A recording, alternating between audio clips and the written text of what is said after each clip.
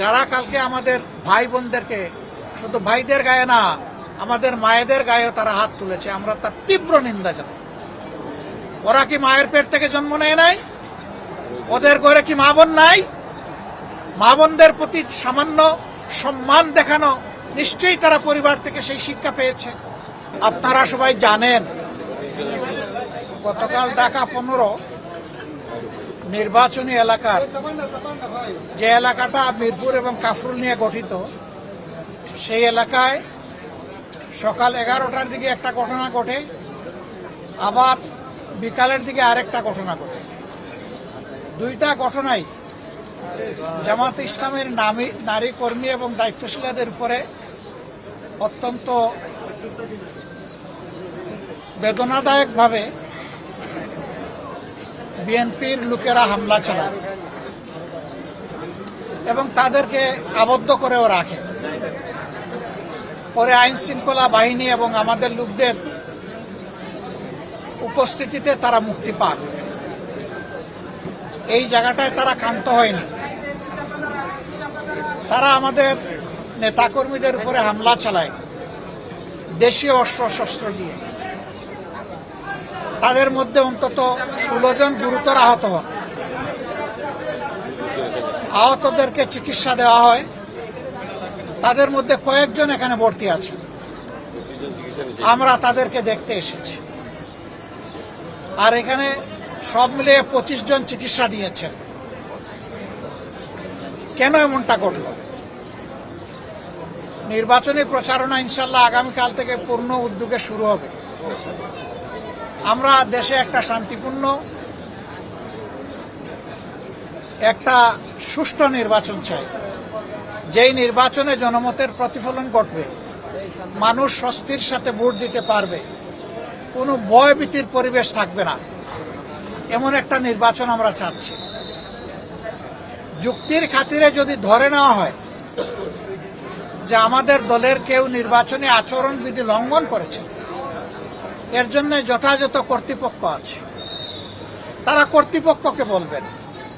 কর্তৃপক্ষ তাদের মতো করে উদ্যোগ নেবে এবং আমাদেরকে সেই ব্যাপারে সম্পৃক্ত করবে, আমাদের কাছে জানতে চাইবে। আরো অনেক পদক্ষেপ নেওয়ার তাদের এখতিয়ার আছে।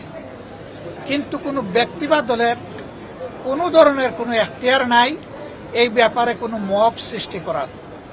আমরা এই নোংরা মবের নিন্দা জানাই এবং আমরা দেখতে চাই যে মব যেন এখানেই শেষ হয়। মনে রাখবেন, দুনিয়ার মানুষ এখন অনেক সচেতন। মব করে জনমত এখন প্রভাবিত করার দিন শেষ।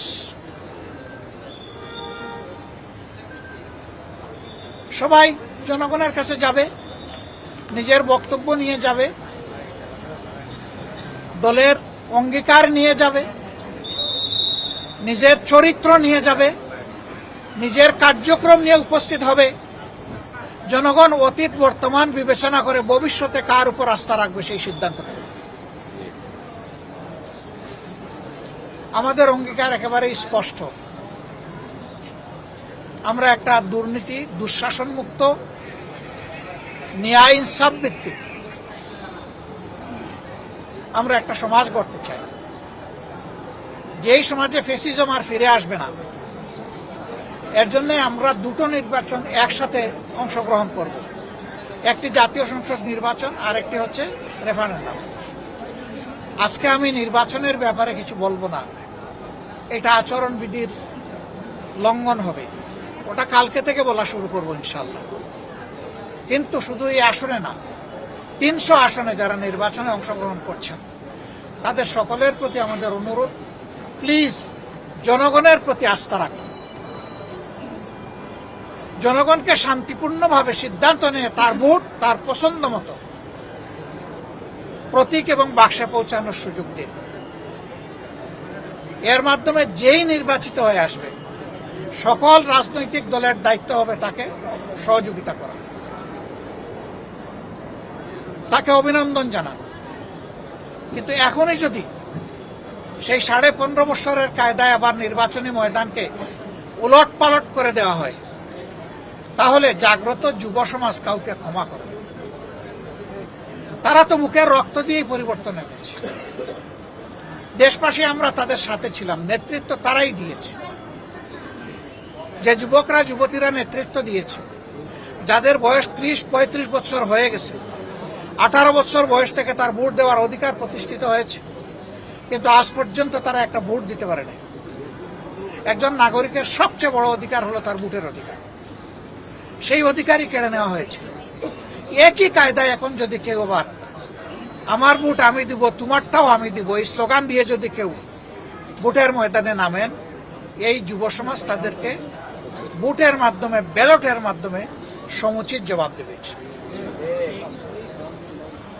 আমরা সবাইকে অনুরোধ করব, আসুন শান্তিপূর্ণ অবস্থানে থেকে পরস্পরের প্রতি শ্রদ্ধাশীল হয়ে আমরা একটা সুষ্ঠু নির্বাচনে সহযোগিতা করি। বাংলাদেশ জামাতে ইসলামী অঙ্গীকারবদ্ধ। বিজলি কেবলসের স্কিন কোটেড ইনসুলেশন আগুন প্রতিরোধী। বিজলি কেবলস, নিরাপদ আজীবন। যারা কালকে আমাদের ভাই বোনদেরকে, শুধু ভাইদের গায়ে না, আমাদের মায়েদের গায়েও তারা হাত তুলেছে, আমরা তার তীব্র নিন্দা জানাই। ওরা কি মায়ের পেট থেকে জন্ম নেয় নাই? ওদের ঘরে কি মা বোন নাই? মা বোনদের প্রতি সামান্য সম্মান দেখানো, নিশ্চয়ই তারা পরিবার থেকে সেই শিক্ষা পেয়েছে। যদি না পেয়ে থাকে, এটা দুর্ভাগ্য। আমরা আর দেখতে চাই না, আর শুনতে চাই না এই ধরনের নোংরা অবস্থা। শুধু ঢাকা 15 না, এখানে ওখানে টুকটাক আমরা এগুলা শুনতে পাচ্ছি। আমরা নির্বাচন কমিশন এবং সরকারকে বলবো, যদি সত্যি আপনারা যে অঙ্গীকার করেছেন সুষ্ঠু নির্বাচনের, সেই অঙ্গীকার যদি আপনারা বাস্তবায়ন দেখতে চান, তাহলে আপনাদের দায়িত্ব আপনাদেরকে অবশ্যই পালন করতে হবে। অবশ্যই সমতল মাঠ সবার জন্য দিতে হবে। অবশ্যই সবাইকে সমান সুযোগ দিতে হবে। এবং যারাই সন্ত্রাস এবং দুর্বৃত্তপনা করবে, তাদের মুখের দিকে না তাকাইয়া আপনাদের দায়িত্বের দিকে তাকাইয়া তাদেরকে আইনের আওতায় নিতে হবে। আমরা এগুলা নিয়ে এখনই মামলা মোকদ্দমায় যাচ্ছি না। মামলা মোকদ্দমা সমাধান নয়, আমাদেরকে বাধ্য করবেন। আমরা সামাজিক সচেতনতার মাধ্যমেই ইনশাআল্লাহ এগুলার মোকাবেলা করব। মায়েদের গায়ে হাত দিল, মসজিদের ভিতরে ঢুকে অপমান করলো, গালিগালাজ করলো, ওখান থেকে মানুষের মোবাইলগুলা কেড়ে নিল, আর আইন শৃঙ্খলা বাহিনী তাকিয়ে তাকিয়ে দেখলো। কিভাবে হবে সুষ্ঠু নির্বাচন? আমরা তার পুনরাবৃত্তি আর দেখতে চাই না।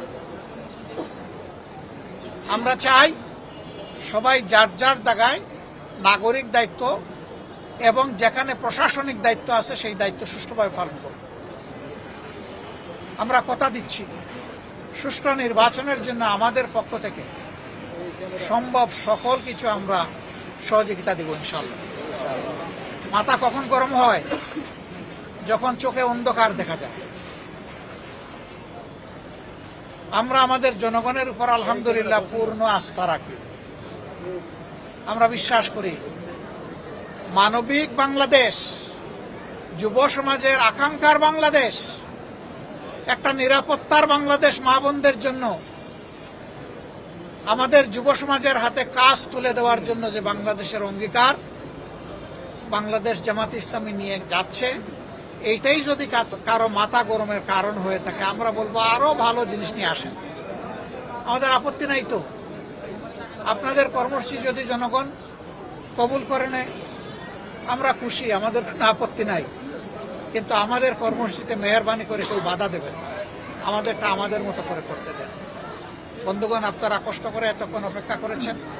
আমরা আহতদেরকে দেখেছি, তাদের প্রতি সহানুভূতি প্রকাশ করেছি, তাদের জন্য দোয়া করেছি।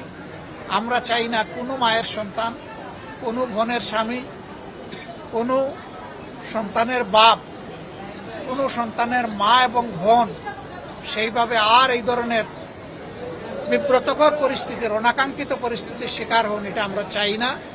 আমরা আশা করব সবার হুঁশ এবং জ্ঞান ফিরবে এবং সবাই নিজেদের সীমানার ভিতরে অবস্থান করে যার যার দায়িত্ব পালন করবে। আপনাদের সবাইকে ধন্যবাদ। আসসালামু আলাইকুম ওয়া রাহমাতুল্লাহ।